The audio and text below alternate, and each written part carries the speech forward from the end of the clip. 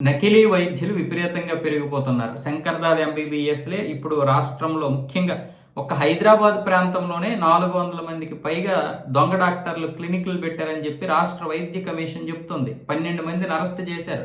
అలాగే పాత బస్తీలో వీళ్ళు విపరీతంగా ఉంటున్నారు. పెద్ద పెద్ద ఆసుపత్రికి వెళ్ళాలంటే 800 నుంచి రూ. 1000, 1200, 1500 ఈ కన్సల్టెన్సీ ఫీజు ఉంటది. డాక్టర్ ఫీజే అంత ఉంటది. మామూలు మినిమం ఒక హాస్పిటల్కి వెళ్ళాలంటే రూ. 500 ఉంటుంది. 450, రూ. 500 ఉంటుంది. అదే క్లినిక్లోనైతే 100, 150, రూ. 200 ఉంటుంది. దానికోసం అని చెప్పి పైగా డాక్టర్లు పెద్ద పెద్ద మందులు రాసేస్తారు, ఎక్కువ ధరకు రాసేస్తారు పెద్ద ఆసుపత్రికి వెళ్తే అని చెప్పి భయపడిపోయి వీళ్ళు క్లినిక్లకి వెళ్తారు. క్లినిక్లోనైతే 100, 150 రూపాయలతో డాక్టర్ ఫీజు అయిపోద్ది.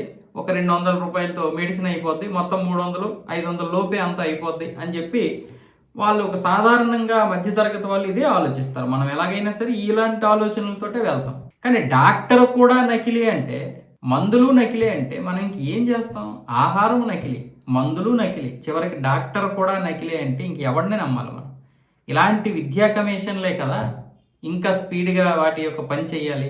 డాక్టర్లు నకిలీ అని చెప్పి 99.99% ఎవరు నమ్మరు. మనం ఎందుకంటే ఈ డాక్టర్ నకిలే కాదనేది అనవసరం.